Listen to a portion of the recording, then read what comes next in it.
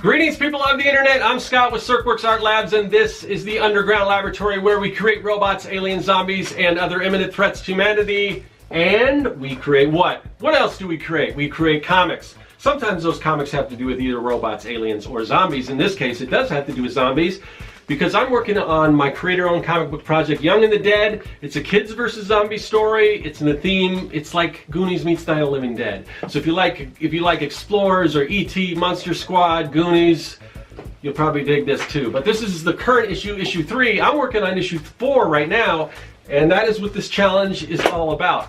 So speaking of this challenge, how does it work? How do you do this challenge? Well, all you have to do is put aside, just can you find 30 minutes in your day to work on a comic book project? Come on.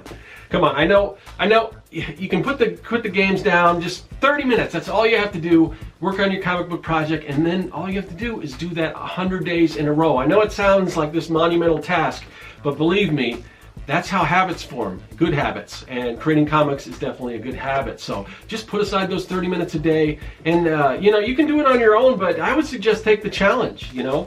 All you have to do is, you can vlog about it. There's, Mike Emmerich, I think, is, and we're going to talk about Mike Emmerich and some other couple people on this show today, but he's chronicling his 100 days right now just on Instagram, and then actually he goes and reposts everything on YouTube, which is cool. But if you're a little afraid about YouTube, maybe you're on Instagram, whatever way you want to do it, just let people know about it. But like I said about Mike Emmerich and 2 other guys, Chris McQuinlan and Marshall Couture, all have done the 100 days of making comics successfully, and they are doing something really cool. You probably know about it because it's in full swing. I mean, if you're watching this show, you've seen a bunch of other people doing these 100 days of making comics. Now, you might be saying to yourself, yeah, I've heard about this challenge, this thing, it's about space or something, right? Well, that's the 100 Days of Making Comics anthology that is in the works right now, and I am going to be contributing. I've got something I'm working on.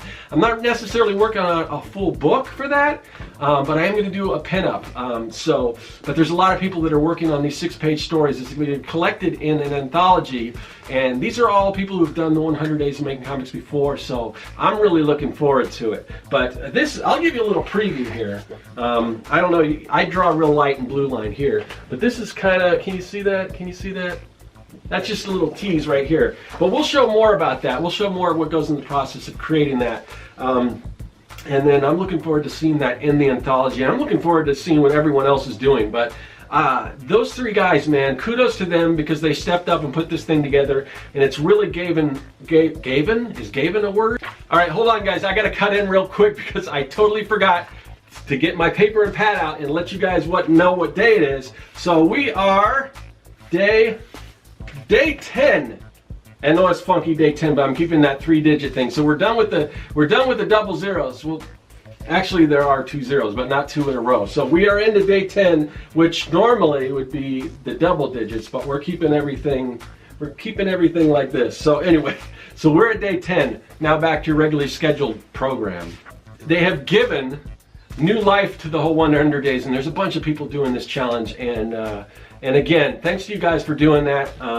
But check those guys out, and check out anyone doing the 100 days, man. There's a lot of cool people, and I'm really looking forward to the anthology. But like I said, I am working on a pinup, but I've still got to work on my comic book project, and that's kind of why I decided, well, I thought about it. I'm like, oh man, could I do a 6-page story? It's life in space, that's the theme. So I was going to do a pinup of Young and the Dead, but that doesn't really fall into that category. So then I just had to pull back. Sometimes you gotta learn to say no, and not necessarily no because I think it's cool. So I am going to be contributing, like I said, but yeah, I don't I don't know if I want to take time away from creating this comic book project, but I am super stoked on all the other people working on it. So big fan, guys, and I can't wait for this book to come out. But anyway, I got to get back to what I'm doing, Young and the Dead issue 4. So let's check in and see what the process is, what's going on right now, and we're going to go to the paralleloscope and we're gonna tune in. We're gonna find out. If you saw yesterday's episode of 100 Days of Making Comics, you'll know that I went to Jesse James Comics for a draw night. Very cool. Started on my 100 Days of Making Comics anthology pinup that's going to go in that anthology book. And so I've got some penciling done and everything. I'm going to wrap up that, but today I want to start inking that. So that's what I'm going to do right now. Previous to that, I've been working on my comic book, Young and the Dead, and I put in a little over 30 minutes. I've got my script. I'm working on the script and still learning Manga Studio, Clip Studio Pro, whatever you want to call it. But it's been a while since I've done any drawing on this show other than what I did. Well, I guess I did some yesterday, but I want to get to actually like inking because I love that part. So that's what I'm going to do right now. Finally, you get to see some inking on this show. So this is the 100 Days of Making Comics anthology, Life in Space pinup. And if you guys, I'll put a link in the description. But if I don't remember, because sometimes things slip my mind, if you go to Facebook, it's the 100s Anthology. That's where you can find it. And the, spell it with two E's, so T-H-E-E. And it looks to be coming together. I've seen what other people are doing, and I'm really excited. We'll have to see, because there's a lot of people involved, and I know when you do this kind of thing, sometimes people drop off. So I don't know who's, who will make it to the end and everything. But I know, I still, even if half the people finish it, it's still going to be a nice, pretty decent sized book. And I forgot exactly what they're planning. I'm guessing, I don't know if they're going to kickstart it or what, but yeah, it's the three guys in charge of it are Chris McQuinlan, Mike Emirates, and Marshall Couture. So they're running the whole thing, and they asked me to participate, and I couldn't do a whole story, but I definitely wanted to contribute something. So this is my contribution, and so a bunch of other creators, like the three that I mentioned, of course, they're going to have pieces in there. I know Holly Brown's working on hers. I think hers probably should be done pretty soon, because if it's not already, because she's super quick and everything. I'm anxious to see what she comes up with, because I haven't seen her do a lot of like space stuff. So and when it says life in space, it doesn't necessarily have to be literally in space. You could use space as sort of like, spacing out type of thing. So it's up to your interpretation. So curious just to see how everyone, mine's a little more straightforward, I guess. But I'm a huge fan of, that kind of stuff I like to draw. So this is right up my alley. I like all kinds of machinery and things like that, and space is something that I really like to do. So as far as what I'm using to ink this, I'm using Speedball ink.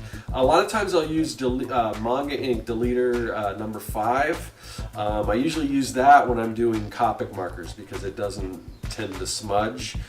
It's a little harder to get a hold of, and Speedball is really nice and dark and everything, but it's not always the best if you're going over it with markers and stuff. But since I don't intend to color this with markers, it's just going to be a black and white piece. I don't know if I'll add any tones to it.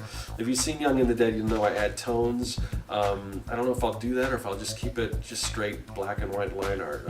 Still trying to decide on that. But if you guys want to give me your input, what you think. I don't know what other people are doing in the book, if they're gonna have gray tones and things like that. I guess it's to each his own, or her own, or whoever's illustrating. But yeah, I'm still trying to decide, because I do with this detailed stuff, I do kind of just like the stark, just black and white, and that's it sometimes. Whereas with Young and the Dead, I like to add some tones and things. So maybe a little different. We'll see. But yeah, it's coming along. I'll have to finish the rest of it, the background with the space and stars and all that stuff later.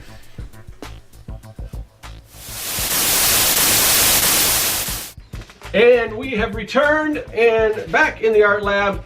And you know what we got to do? We're going to sign off today by taking our day 10, saying goodbye to day 10, on to day 11. I'll see you then. That is all.